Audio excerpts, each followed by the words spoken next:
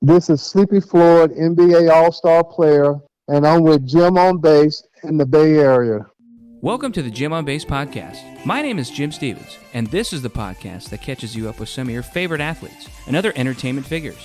For today's very special guest, we have on the 13th pick of the 1982 NBA Draft, and he went on to be a 1987 NBA All-Star. He had some very memorable seasons for the Golden State Warriors and Houston Rockets. Please welcome the great Sleepy Floyd.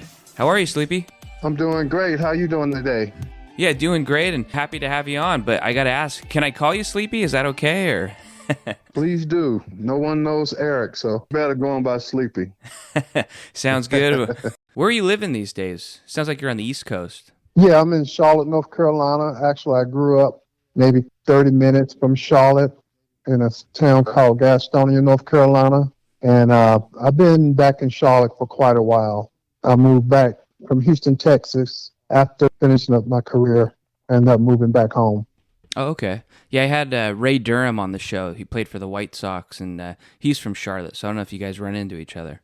No, I haven't seen him. I didn't realize, I did not know he was from Charlotte. Okay. Yeah, yep, and I think he's living there now, if I remember right, or right around there. Oh, yeah, we have so many former professional sports guys that grew up here and moved back eventually, whether it's football, basketball, even baseball. So there's a lot of talent down here in North Carolina. Why is that? Do you have any ideas on that? I just think that growing up, especially my age group, there was not, obviously there wasn't social media and a lot of computers access. So to get recreation and your parents would tell you to get outside and get out of the house. You had nothing else to do, no other options other than playing sports all day long. So I think that had a lot to do with it. Okay. What are you doing for work these days? Because I thought I heard maybe you had ran a restaurant in the past. Are you into cooking or? No, I had a restaurant. That was years ago. I'm in real estate now and commercial real estate here in Charlotte with a company called Pappas Properties. We do a lot of mixed-use products. We develop communities, residential, medical, pretty large projects that we do. Not only here in Charlotte, but in Atlanta. We're in Nashville. We do some things up in D.C. So we're pretty much Southeast primarily. How'd you get into that? Throughout my career, I have been involved in real estate. I had an opportunity to get involved on the marketing side with this company about 6 years ago. And I kind of just took advantage of it and really loved the excitement of it and developing and really land acquisition and putting together these huge developments, whether they're small or large. And is where you want to be, in this environment right now. So. Well, that sounds good. And, I got to ask then, are you still around the game? Do you keep up on it? Do you watch the games? Oh, yeah, I watch the game. We have season tickets to the Charlotte Hornets here in Charlotte. But I'm all over the Warriors. I follow them. Matter of fact, I was out there maybe about a month ago, and I went to the Warriors-Boston Celtics game. So I still have a great relationship with the Warriors, and obviously I'm a fan of the NBA and, all the outstanding and amazing players, and obviously Golden State being, the marquee franchise right now. So I have a lot of pride in that. Yeah, what did you think about the new arena at the Chase Center? It's kind of weird, it looks a lot different than when they were in Oakland. Yeah, a lot different. It was incredible. I mean, I think, just from the entertainment side and it seems to be very family oriented with the restaurants and the location. Man, what an amazing facility. It's one of the best in the NBA that I've been to so far. When you're walking around in the hallways and stuff, it almost looks like you're in a hotel or an airport. You kind of forget you're in an arena. Yeah, you really do. You really do. And they did an amazing job. And, it's a nice evening out for the family or on a date. I mean, it was just, I enjoyed it. I look forward to coming back. Yeah. Well, it's glad to hear that you came out here. And, since you're still around the game, do you do any pickup games? Do you still throw it down a little bit? No, I'm too old for that. I haven't shot a basketball probably in 4 years, but I enjoy the game and particularly the NBA, but I follow a little college as well. I follow my alma mater a little bit, Georgetown, but no pickup games for me. Yeah, I had Run TMC on. I think Chris Mullen's the only guy that still throws it down a little bit. Is Chris still playing? Oh my gosh, that boy is incredible. Yeah, I see him at the gym, actually. Oh, really? Yeah, he's still getting it in. Nice. Well, you tell Chris if you speak to him or see him, tell him I said hello. I'll send him a text. I'll say, Sleepy says hello. Yeah, please do. Please do. So what are you up to family-wise, and do you have kids? Are you married? I have kids, 30-year-old and a 28-year-old. My son lives in San Francisco, and my daughter's in New York, and I'm dating. My girlfriend's sitting right beside me right now. And so, no, my family's doing well. Like I said, I grew up here in the area, so I'm able to see relatives whenever I need to. I mean, it's been a great transition coming back, to your home area. I never thought I would move back, but Charlotte has changed so much. It's become much more progressive than when I initially left, and it's a great city. I mean, it's not the Bay Area, don't get me wrong, but but it's a very, very nice city. Well, it sounds like a great area, and hello to your girlfriend. Welcoming her to the show. Hello. Well, I got to say, what's the number one question that you get asked? Because I think it's probably how'd you get your nickname, right? Yeah, I get that a lot, and I get a lot of questions about the game that I had out there in 1987, the game that we beat the Lakers. So I get a lot of those kinds of questions. But yeah, you're right. Number one question is how did I get my nickname, and at what age, and that kind of thing. And is it true? Did it happen in a baseball game? Yeah, it is. It is. I was in fourth grade, and didn't really like baseball, but my dad always made us play multiple sports, and we had a 9 a.m. game in the morning on Saturday morning, which I really didn't want to be there. I played second base, and the first pitch came right at me, and I was looking down at the ground, and the ball went right through my legs, and someone from the stand said, "Get that freaking kid out the game. He's sleeping." And the rest is history. The rest is history. That's funny because I have a similar story. I was playing first base, and they threw the ball at me. I wasn't paying attention, and I got hit in the face. Oh, no. They should call me Bloody. Oh, no, that's not good. That's Yeah. not good.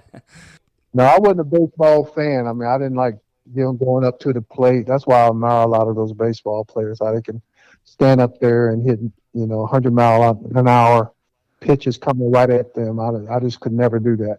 I can't even hit a changeup, let alone a fastball.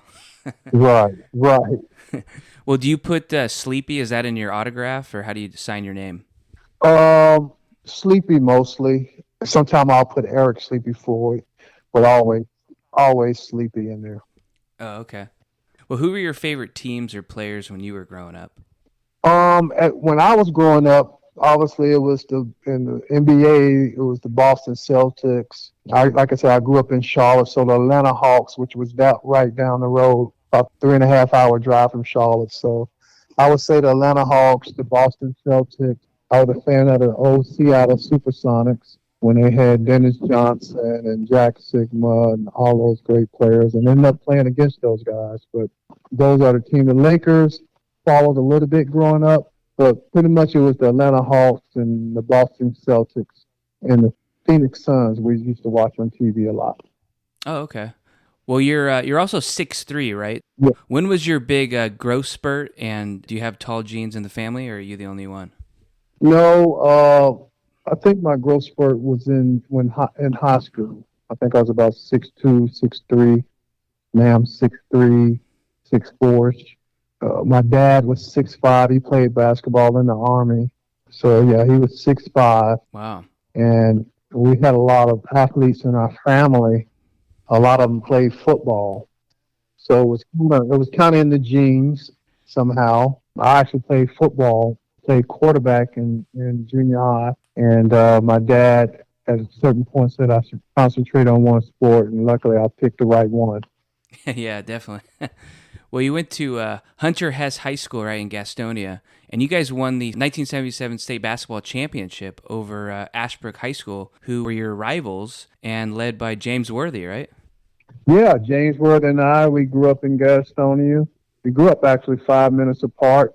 We ended up going to different junior high schools and high schools because they put the school line right in between our homes.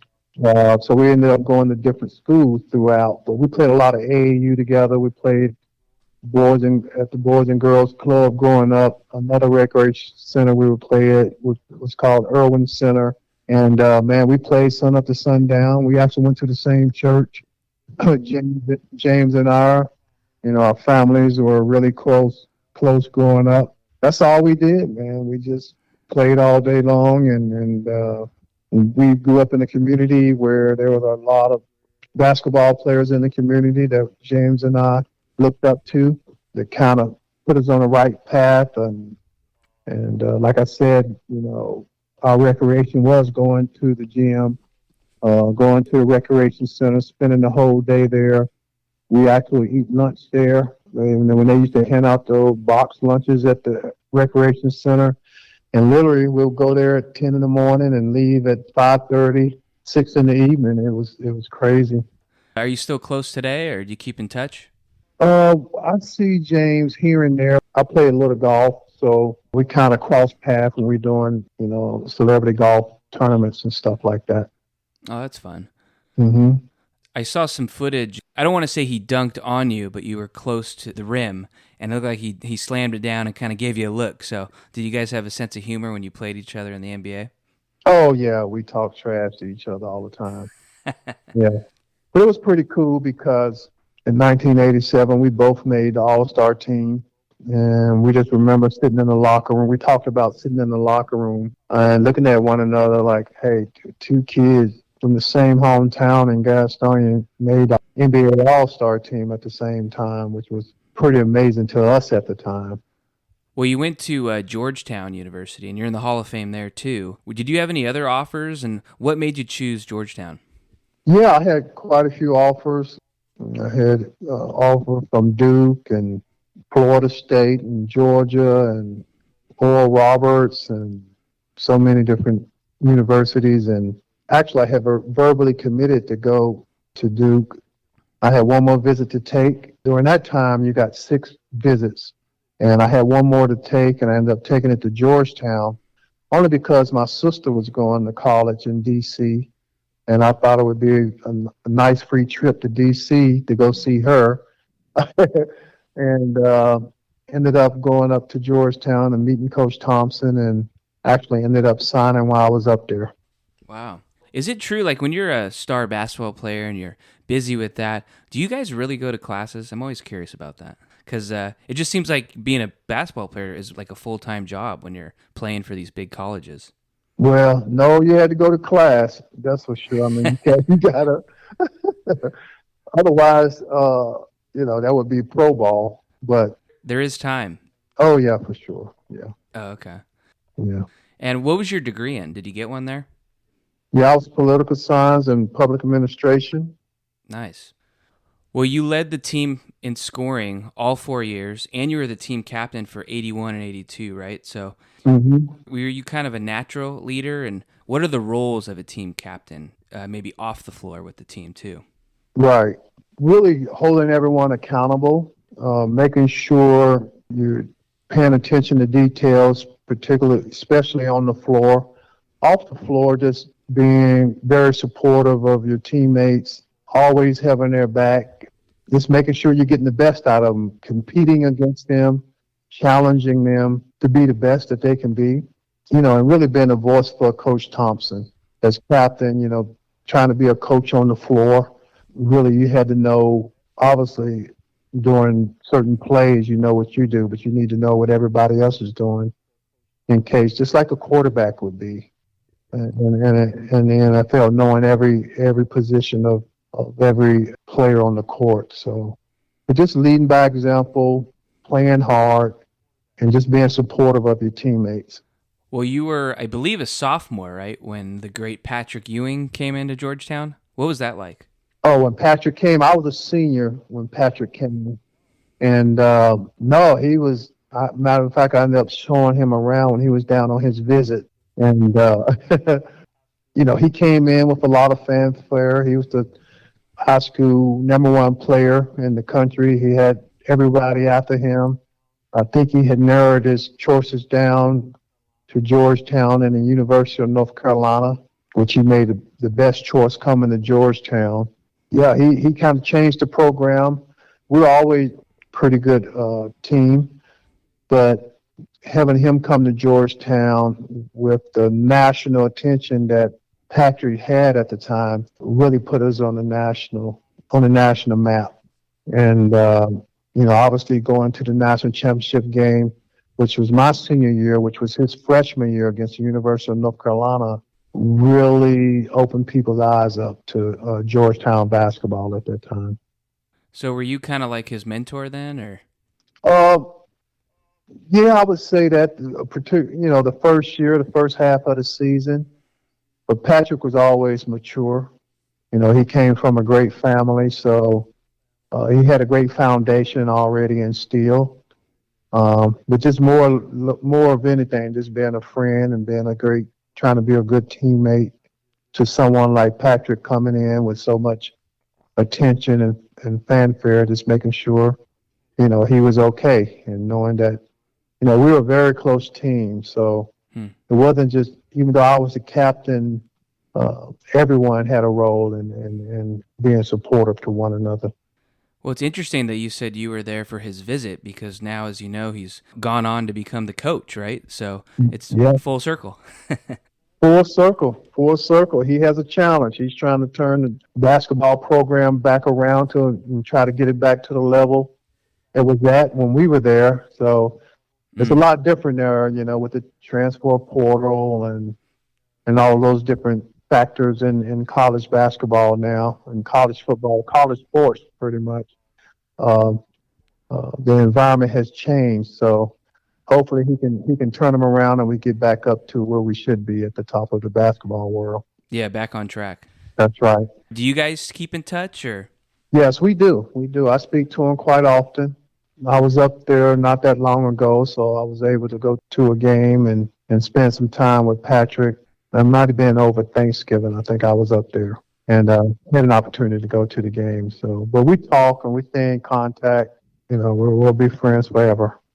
Well, you eventually get to the NBA draft, and that was 1982, right? So what were your thoughts or memories on that experience? And you were chosen number 13 overall by the New Jersey Nets. Oh yeah, it was exciting. I mean, it was a lifelong dream at that time to make it to the NBA and actually to have an opportunity to be drafted or anticipate being drafted. At that time, I knew I had several teams interested, but that was just seeing how proud my family was, and friends were, that I was having an opportunity to be drafted to the NBA, and they knew that was a huge dream of mine and passion of mine, and some experience of a lifetime to go through an NBA draft or NFL draft. A dream that you had since could barely walk. And to be able to attain that, it is a great feeling. Yeah, definitely. And it was pretty neat because you also got to play for NBA coach Larry Brown, who's a legend in his own right. So what was it like playing for him? Oh, Larry was a great coach, great fundamentals. He knew, obviously, he knows the game. He's been around the game for a long time and had a lot of pedigree. So, I've always had some great coaches, going from Coach Thompson and then have an opportunity to play under Coach Larry Brown. It just enhanced my just my advancement in the game and learning how to play the game and just becoming a total player, a complete player. Well, your time there was short-lived, right? About half the season, and then you were traded mid-season to Golden State with Mickey Johnson for Michael Ray Richardson, and you went from Larry Brown to Hall of Famer Al Attles, right? So Oh my gosh, yes. What was that like? And then was it hard though, being so young and being traded across the country already? No, I was excited because I knew Golden State had wanted me prior, in the draft, but the New Jersey Nets ended up selecting me right before they had an opportunity. And so I knew I would get an opportunity Hmm. to play right away. When I was with the Nets, I was playing behind Phil Ford and Otis Birdsong, who were all-star players at the time. So I may have been playing maybe 20 minutes a game at the time. So when I got traded to Golden State, when I arrived and met them in Kansas City, we were playing the Kansas City Kings, which is now the Sacramento Kings. Al Allo started me, and I didn't know any plays or didn't know my teammates. He ended up starting me the first game that I got there, and I just got there this in the afternoon in time enough to make the game. And so it was a blessing in disguise that I got traded because it gave me opportunity to get playing time, make mistakes on the court without being taken out of the game, which is so essential to a player's development, and really changed the course of my career. I think if I would have stayed in New Jersey, I may not have gotten to extend my career as long as I had an opportunity to play. Hmm. Yeah, what was it like playing for Al Attles, temperament wise? Did he get on you? Was he laid back then? Because I've heard nothing but great things about him. No, Al was tough. He would get on you. He would challenge you, but he always was supportive. But he would definitely challenge you to compete. Obviously, he knew the game. He was already a champion back when he played, and he was an icon. Al Attles was similar to Coach Thompson in style and the way he coached, and he expected a lot out of you. No, that was a great experience. One of the best experiences of my athletic career is playing under Al Attles. Well, that first season you had World Be Free on the team, and that's got to be one of the best names ever. It is the best name ever. And he was a great guy, a great guy. And you got a great name, so that's really saying something. Yeah, yeah. World B, he used to want to play me one on one all the time. So he would always seek me out. He was a great one on one player. And so we had a lot of talent on that team, actually. Yeah, Purvis Short, right, was on that team. Yeah, Purvis Short and J.B. Carroll. And eventually we had Greg Ballard on that team. We had Jerome Whitehead, Lester Connor and Terry Teagle. So we had a lot of talent on that team. Well, I know it wasn't the most successful teams right off the bat. So, kind of like what you're saying, did that help you guys gel and grow as players? Because I know you had some years where you won 20 something games and 30 something. Did that kind of allow you to get better at your craft? Right, right. No, we were, learning how to play together. Sometimes it takes some time to get the right players to gel together. But there were some tough years. But one thing I can say about the Bay Area fans, they were always there. We would sell out a lot of times. And, to me, the Bay Area fans are the best fans in the NBA. Yeah, I agree. Yeah, they're there when you lose or win. I mean, they just Yep. they love the game, and that's why it's so gratifying to watch them now and the fan support. It's funny to hear people say how Warrior fans, oh, you guys are just bandwagon. And like you said, people were showing up when the Warriors were terrible, and selling out. So, Oh my God, it's unbelievable. Yes. well, Chris Mullin came along finally, 1985 to 1986. He was a rookie. What was that like? Because you guys had a little bit of a Big East connection, right? Right. Yeah, we used to play against Chris. He was at St. John's, and when I was at Georgetown, we used to dominate St. John's. So we used to beat up on him pretty good. But when Chris came in, obviously, he was a great player in college and eventually Hall of Fame NBA player, but always a great worker, good human being, nicest guy you could ever want to meet, but very competitive. And he could definitely shoot it. And we had quite a few shooters on our team between he and Purvis Short and Rod Higgins and Greg Ballard and myself and Terry Teagle. So Chris was a great player. And he was still developing at that time. And once he figured out the NBA style and how he could fit and how he could become a better player, he definitely took off and never looked back. And that was pre-flat top era too. That's right. That's right. Well, 1986 and 87, George Karl came in. So could you tell things were changing for the better when he came in too? Yeah, George came in. Obviously, he's from that UNC, University of North Carolina tree. He had already been very successful, and when he came in, he's a great X and O coach, and his style, this up tempo style, really fit my ability because that's the way we played at Georgetown. So when he came aboard, that's when things seemed to turn around. We were able to put together, becoming more of a team, and George was a big part of that. And 1987, you averaged 18.8 points a game, 10 assists, 1.8 steals, and you were selected to the All-Star game, like you were saying, in Seattle at the Kingdome, you and James Worthy. Was it pretty surreal to look around the locker room? I mean, you had guys like Magic, Kareem, Alex English. Your teammate Joe Barry Carroll was with you, right? Yep. And then the other team is MJ, Dr. J, Larry Bird. It sounds like a dream. Yeah, it was amazing. Like we're up in Seattle, which is an amazing city, one of my favorite cities. I was able to bring my parents up for that whole weekend, my family up for that whole weekend, and it is a dream. Thinking about, you think about making it to NBA, you really don't grow up thinking about playing in the All-Star game, and and to actually make it there and be there with James and coming from the same hometown and being recognized as one of the top 24 players in the world was a great accomplishment and something that I'll never forget. When you're in those moments, I know some players are into getting stuff signed, like from those All-Star games. Do you have anything like that? Like any souvenirs?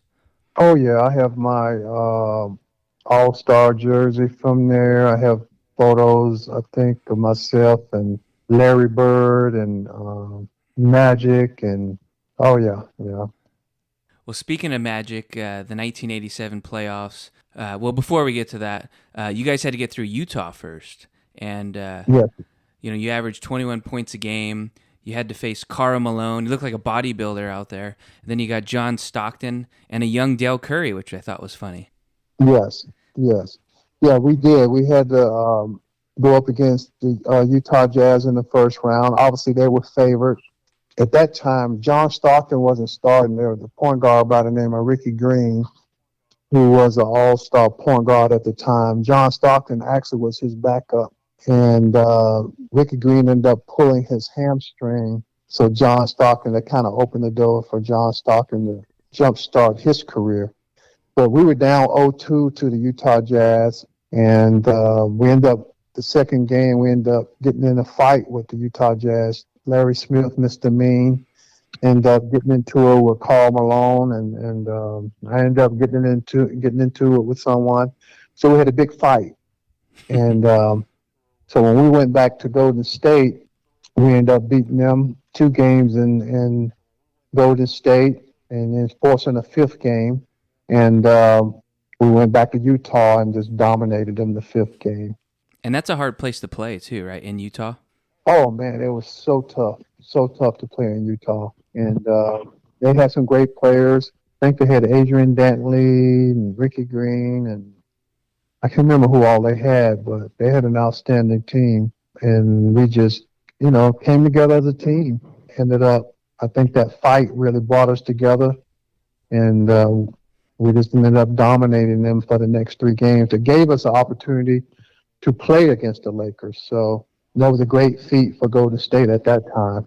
Did you ever run into those guys later on down the line, like Karl Malone, or talk about the fight? Because I don't know if I'd want to start a fight with someone like Karl Malone. Well, if he made a mistake starting a fight with Larry Smith was a lot tougher than Karl Malone, trust me.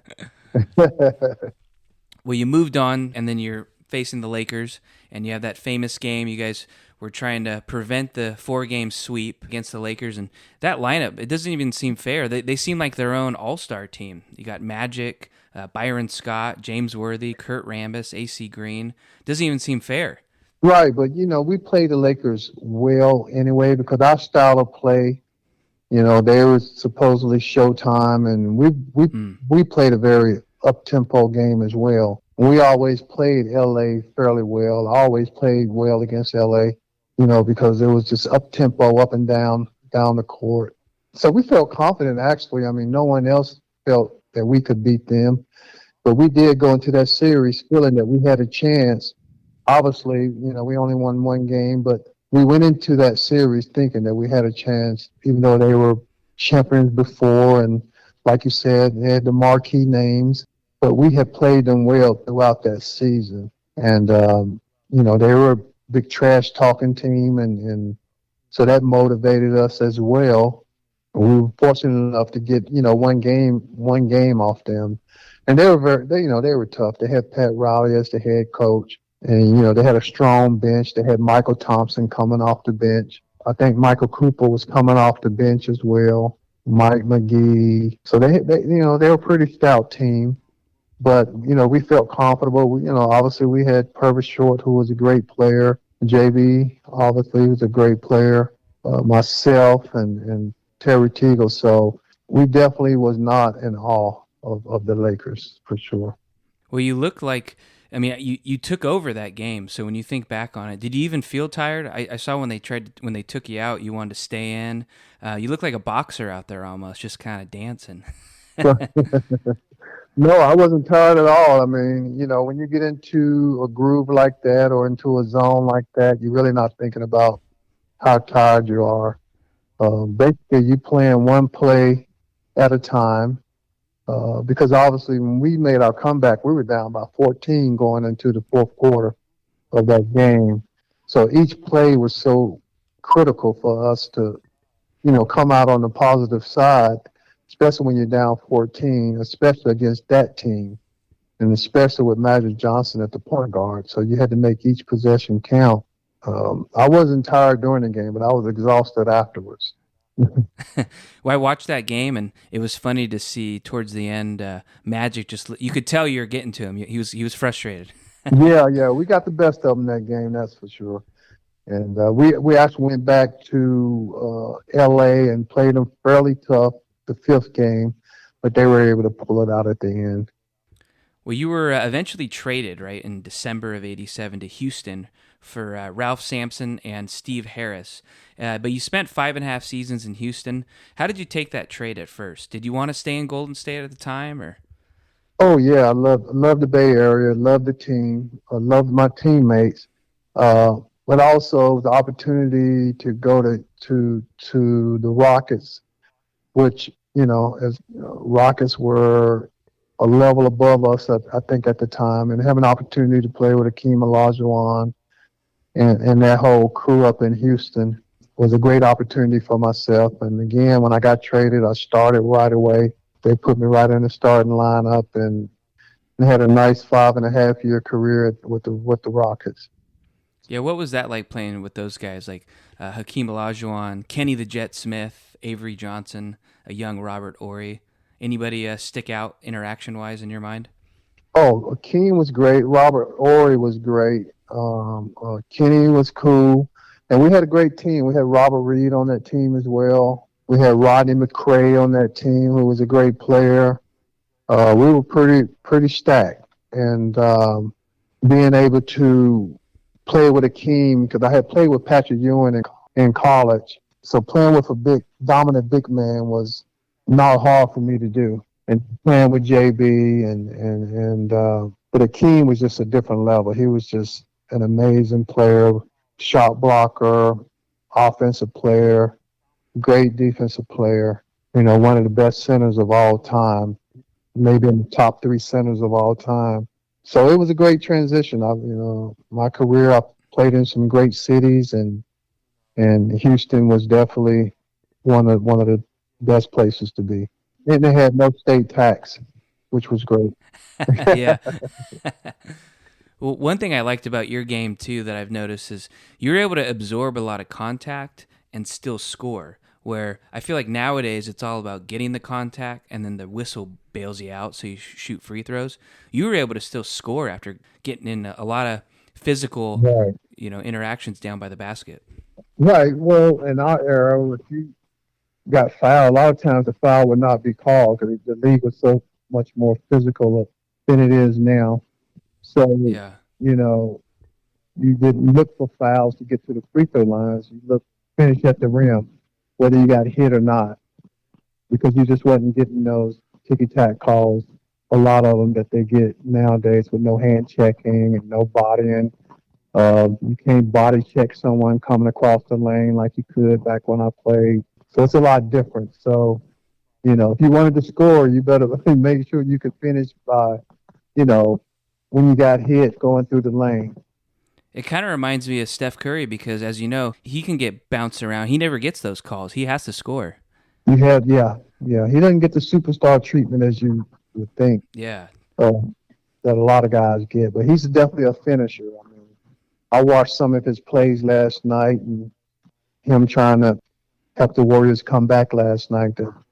When he was penetrating to the basket, falling on the floor, getting hit. But he's a great finisher. He's from the Charlotte area as well. Yeah, do you know him then or his family? Yeah, I know his family. I know Dale. I know his family fairly well. You've probably golfed against Dell. Oh yeah, we play a lot of tournaments here in Charlotte together. Yeah, I saw Steph at the celebrity tournament up in Tahoe over the summer, and as you know, they're all into golf. That whole family. Oh yeah. I think his brother may be better than him though. Yeah, you should tell him that too. One quick memory I wanted to touch up on. In February of 1991, you had 40 points in 24 minutes. That was the fewest minutes needed for a 40-point game in NBA history. And I wanted to ask you what that felt like, too, because I was actually lucky enough to be at the Klay Thompson game when he scored 60, and that was just amazing to see. Right, that's amazing that you know that. A lot of people don't know that. I had that record for 40 points in 24 minutes. I think we were playing up in Denver, playing in that high altitude and, just being aggressive and got into a zone and didn't miss very many shots and was able to help us win that game. And scoring 40 in 24 minutes meant I really wasn't passing that much, I don't think. Well, you went on to the San Antonio Spurs. What made you leave Houston? And I got to ask, did you kind of regret it? Because then the Rockets won 2 championships in a row, right? Yeah, I know. I had an opportunity to stay, and I ended up leaving my choice to go down to San Antonio. Obviously money was involved. And just believe it or not, when the Rockets won the championship, I was in the locker room that night because I was still so close with the team in Houston. And when they clinched it, I was in the locker room with them. How do you take that? Is it fun? Is it kind of, how do you describe it? Man, I cried like a baby. Tears or sadness? Tears and sadness, yeah, because, I made a choice to leave and they ended up winning the championship the next year. So, obviously I was happy for the guys, but, it was a little bittersweet. Yeah, that's the word I was looking for. Yeah. Well, you did get to play on the Spurs with the Admiral, David Robinson, and a young Dennis Rodman, right? Was that interesting yet, or was he not as wild yet? No, it was pretty interesting. Dennis was a great guy, great teammate, great player, and playing with David Robinson was amazing. Another great person, huge character, and just a great person to be around, but an outstanding player. So it was, in my career, I've been very blessed to play with Patrick Ewing, play with Akeem Olajuwon, and also play with David Robinson. Have an opportunity to play with guys like that is just a blessing. And Chris Mullin. Oh, yeah, I forgot. And Chris, too, as well. Tell him that. Well, Sleepy, it was a lot of fun to catch up with you, get to know you a little bit, and don't be a stranger. You're well-loved, as you know, in the Bay Area. It's always great to hear about you, and, maybe they'll have a Sleepy Floyd night one of these nights at Chase. Oh, yeah. You got a petition for that for me. Yeah, we'll start marching the streets. Well, thank you. I appreciate you reaching out and look forward to coming back on. Thanks so much, Sleepy. All right. Thank you. And there you have it. A lot of fun catching up with the former NBA All-Star Sleepy Floyd. Hope you enjoyed it. And if you haven't already, make sure to give us a follow on Twitter. And if you have any guest suggestions, shoot me an email at gymonbaseshow@gmail.com. And we'll see you on the next one.